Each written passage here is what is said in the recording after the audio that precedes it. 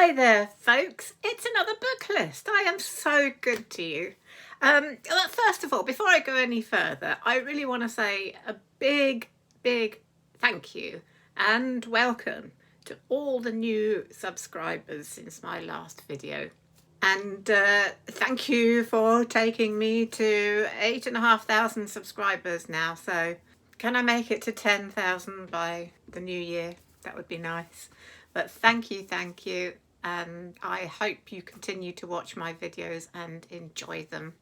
It means so much to me that you seem to love my videos and my discussions about books. It really does, and I enjoy doing it, so I will continue to do it as long as I can. So now about today's video. 2 mornings ago we woke up to this. It was such a surprise. It was like gone to bed in November and woken up in January. And, you know, it's like autumn to winter, just like that. It was really weird. So it made me think, really, I need to do my winter list of books.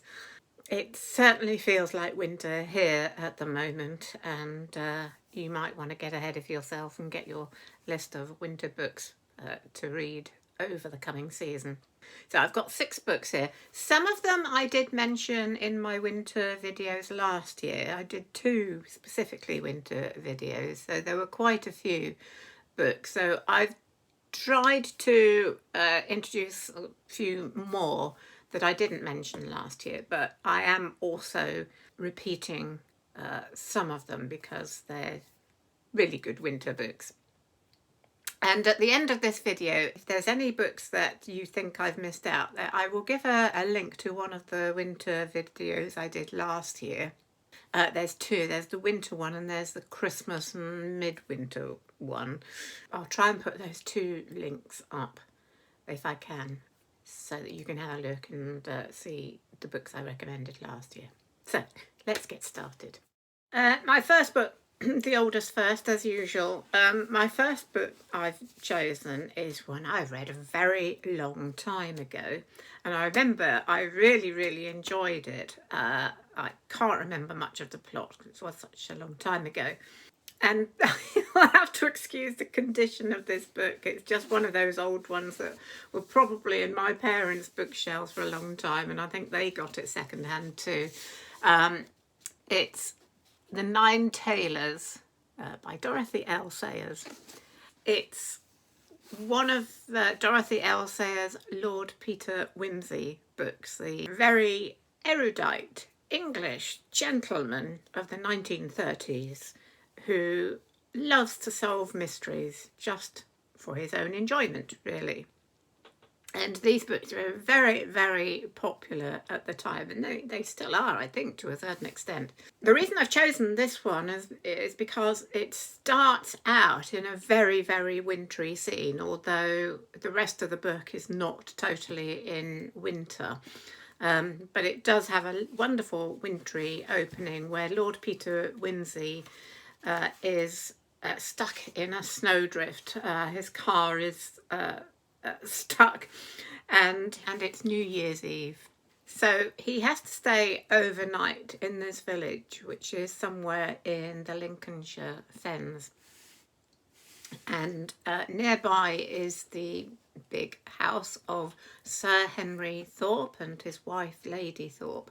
And there is a back plot of 20 years ago where a theft had happened and an emerald necklace had been stolen, and the butler had been accused and sent to jail. That is part of the plot that happens 20 years later when Peter Wimsey comes on the scene. He has to stay in the village for a few days, and while he's there, because the one of the bell ringers in the church falls ill with flu, he stands in for him and rings the bells in the church. And that's why it's called The Nine Tailors. Of the title is not anything to do with Lord Whimsy's dress sense or anything like that. It's actually to do with campanology, the art of bell ringing. I mean, she goes into a lot about bell ringing in this book, and it's really fascinating. And the Nine Tailors is the ring of bells that are the strokes at the beginning of a toll for an announcement to villagers that a man has died. The whole book is very much sort of around this theme of campanology. While Lord Peter Wimsey is staying there, Lady Thorpe dies. I don't think there's anything particularly suspicious about that death at the time. But then later in the year, when he's back home, when Henry Thorpe dies, they find the mutilated corpse of a man in Lady Thorpe's grave. So Lord Peter Wimsey is called back to investigate. So I shall leave it at that. It's about ciphers, as I say, all about bell ringing. There's a kind of humour and wit underneath everything. It's fairly light-hearted. It's just that I just want to read the opening few lines. "That's torn it," said Lord Peter Wimsey. The car lay helpless and ridiculous, her nose deep in the ditch, her back wheels cocked absurdly up on the bank, as though she were doing her best to bolt to earth and was scraping herself a burrow beneath the drifted snow. Peering through a flurry of driving flakes, Wimsey saw how the accident had come about. The narrow, hump-backed bridge, blind as an eyeless beggar, spanned the dark drain at right angles, dropping plump down upon the narrow road that crested the dyke. Coming a trifle too fast across the bridge, blinded by the bitter easterly snowstorm, he had overshot the road and plunged down the side of the dyke into the deep ditch beyond, where the black spikes of a thorn hedge stood bleak and unwelcoming in the glare of the headlights. She really paints a really great picture, and she's a lovely writer to read. It's very, very, very English, and early 20th century English at that. Yeah, although it's a long time ago that I read it, I have sort of had to look up the plot again. I do remember enjoying that immensely. I'd really like to read more of her books, especially the Lord Peter Wimsey mysteries. My next book is actually another historical novel.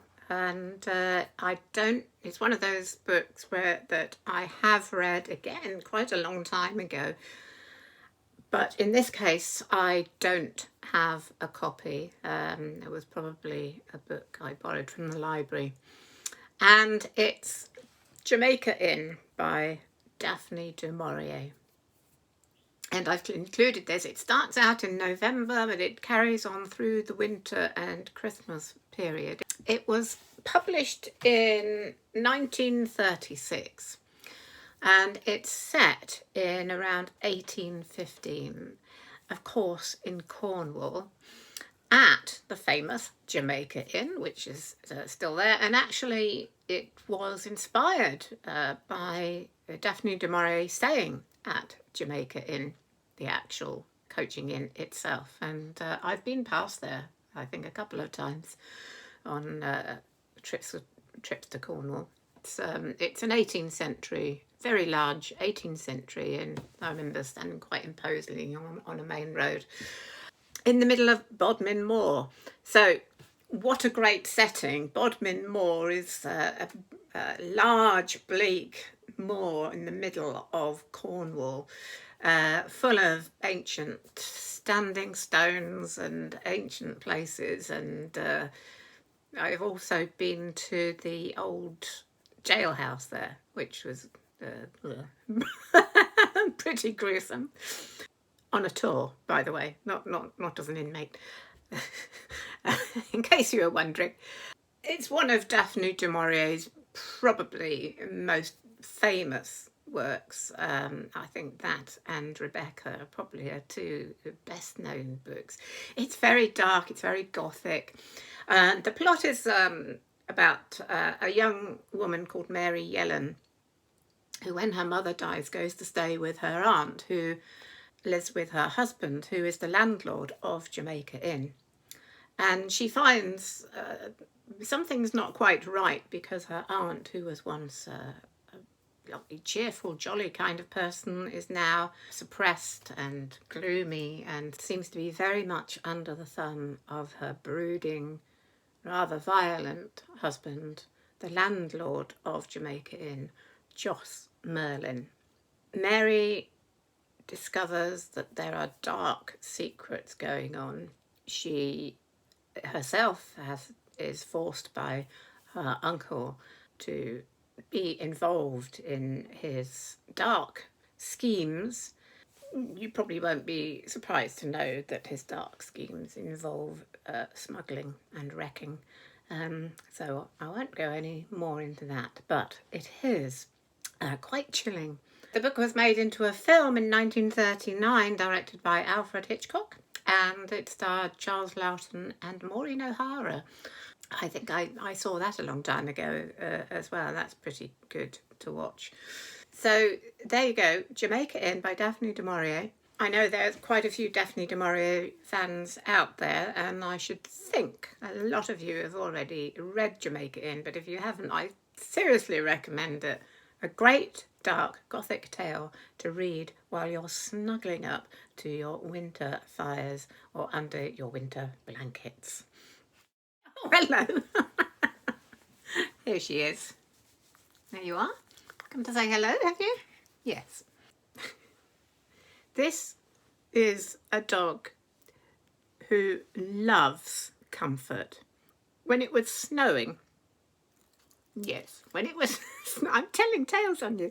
When it was snowing on Tuesday morning, she refuses to go out. She won't go out in snow or rain.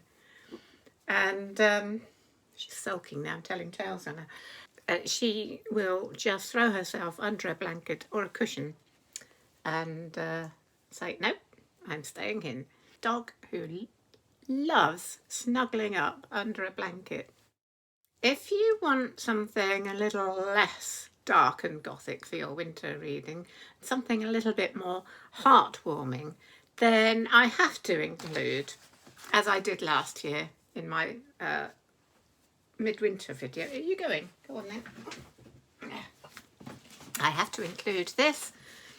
It's really rather scrappy cover. It's Rosamunde Pilcher's Winter Solstice. I had to mention it again because it is such a lovely book to read over winter.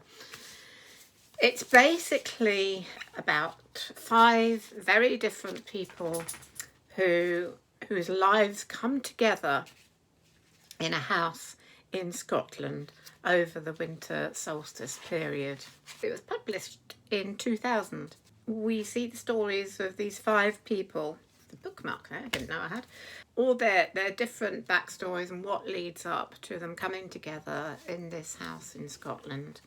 And most of them have had some sort of tragedy, something that has led them to take refuge in this house.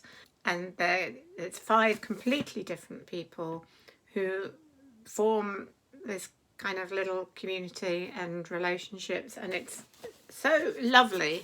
And each one of them finds the whole experience completely life-changing, life-affirming. It's very warm. It's not at all sentimental. I love Rosamunde Pilcher's work. I started reading her partly because she has my name as well, but also I just absolutely loved her books. I think I started with The Shell Seekers, and my mother loved reading her books too.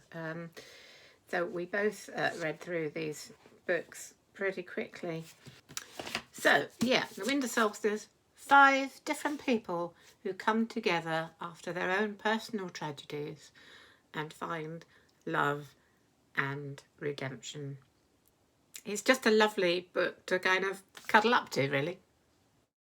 My next book was published in 2002, and it's The Lovely Bones by Alice Sebold. And I've chosen this because basically it starts out in December And it sounds very bleak, the premise. It has an interesting beginning because the narrator, it's told in first person, and the narrator is a girl who's been murdered.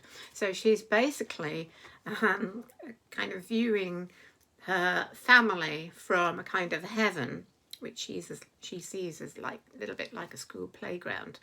And she's looking back down at her family and wishing she could be with them. It's a very sort of bleak opening.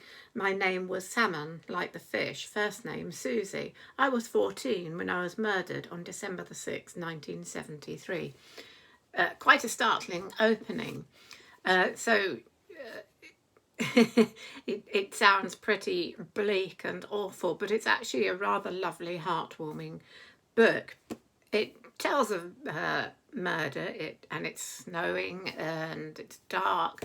The book tells of how she watches her family deal with her death, grow up and move on, but she is still kind of hanging around because there's something that she needs to do. And it's a kind of mystery too, because we eventually need to know who it was that actually murdered her. And the Daily Mail said of it, that rare thing, a debut novel that takes the stuff of terrible tragedy and manages to transform it into something hopeful and redemptive. And it really does do that. I just want to read there's a little kind of like a prologue, preface at the beginning.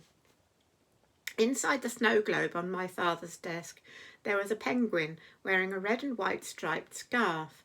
When I was little, my father would pull me into his lap and reach for the snow globe. He would turn it over, letting all the snow collect on the top, then quickly invert it. The two of us watched the snow fall gently around the penguin. The penguin was alone in there, I thought, and I worried for him.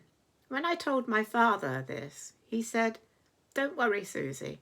He has a nice life. He's trapped in a perfect world."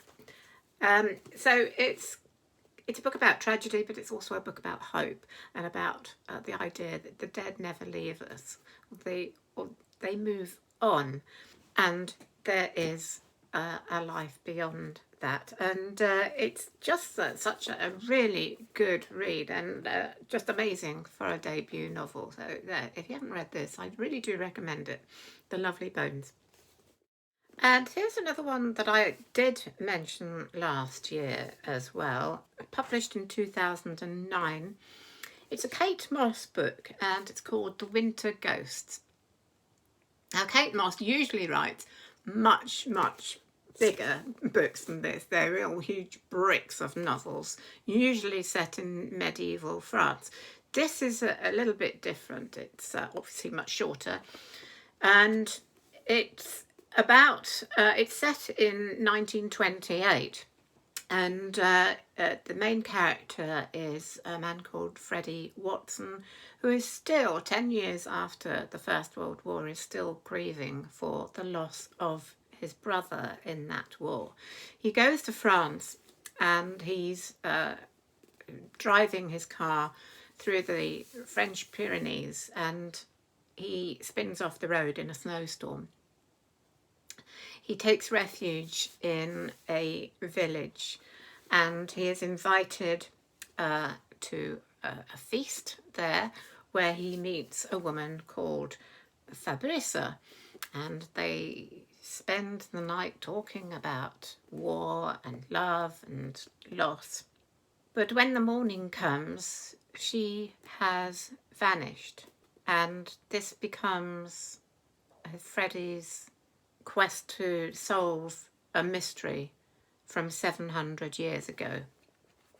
I can't say any more than that because I don't want to sort of give you too many spoilers. It's an enjoyable read. I did like it. It's quite haunting. It's nice to read a ghost type story around winter. I didn't like it as much as her other books, such as Labyrinth and Sepulchre, and the other one I've read, City of Tears, her much longer books. I just found much more engaging somehow. But if you prefer a shorter book anyway, then this is quite a good one to read around winter or Christmas. It's a mystery, it's supernatural, which is unusual for Kate Mosse too. So yeah, if you want something a little different, if you haven't read this, then go ahead and give it a try and see what you think. Let me know. Now, if you like a little bit of stark realism in your winter reading, then you might like to try Sebastian Faulkes, A Week in December. Obviously, set in December. It's published in 2010, and it's about several different people and their lives in 1 week in December. They do come together at some point. The best way I can describe this novel is to read, it's quite difficult, so I'm going to just read the premise on the back. London the week before Christmas, 2007. 7 wintry days to track the lives of 7 characters. A hedge fund manager trying to bring off the biggest trade of his career. A professional footballer recently arrived from Poland. A young lawyer with little work and too much time to speculate. A student who has been led astray by Islamist theory. A hack book reviewer. A schoolboy hooked on skunk and reality TV. And a tube driver whose Circle Line train joins these and countless other lies together in a daily loop. With daring skill, the novel pieces together the complex patterns and crossings of modern urban life, and the group is forced, one by one, to confront the true nature of the world they inhabit. It's what you might call a state of the nation novel, kind of a book for our times, really. And it's kind of the main character is this hedge fund manager who is just mainly concerned with making money and is really a bit of a villain. And you know, I picked this up because, yes, it's set in December. It seems to have pretty good reviews. I can't, in all honesty, remember that much about it, and I don't think I'd previously read Birdsong, which I absolutely love and think is an absolutely fantastic novel, but having read that, I think I found this a little bit disappointing. Maybe just in the light of Birdsong, you know, it just didn't quite come up to that. Maybe I should try reading it again. I'd like to know your thoughts on this if you've read it. Maybe I just wasn't in the mood for it. I don't know. But I think if I remember, there's quite a lot about the hedge fund stuff, which just I can't get my head around that. And he's obviously done a lot of research into that and into, you know, the modern world, or modern at least for 2010. You might say the world has moved on even more since he published this book. And it does have quite mixed reviews on Goodreads too. But you might like to try it and see what you think. I wouldn't read it immediately after such a great novel such as Birdsong, because I just think it doesn't quite live up to that. So maybe give it a bit of a break and then see what you think of it, and you know, if you can read it sort of on its own, and see what you think. And I'd like to know, but I've just included it because it's set in winter and you just might like to give it a go. I rather like that cover with the 2 very different types of people passing each other on the bridge with St Paul's Cathedral at the back. It's rather clever, I think. I just really like that cover. But there you go, A Week in December. Now, if you want to see my lists from last winter, I did a list of 6 classic novels for winter and a reading list for Christmas and midwinter. I will try and put those 2 links up here, probably one after the other, for you if you want to have a look at those. So thank you very much again for subscribing. I think next week It may be a book review. I'm not sure I will have finished the, big chunky Penny Vincenzi I'm reading at the moment. So it might be that, or probably be another in my A to Z of authors from my bookshelf series. So I will see you then. And first of all, something tells me it's lunchtime. She's very excited. Yeah, it's lunchtime. It's lunchtime. Yes, time for a treat. Yes, it is. Yes. Oh, such joy. Oh. Anyway, from me and Tilly, bye for now.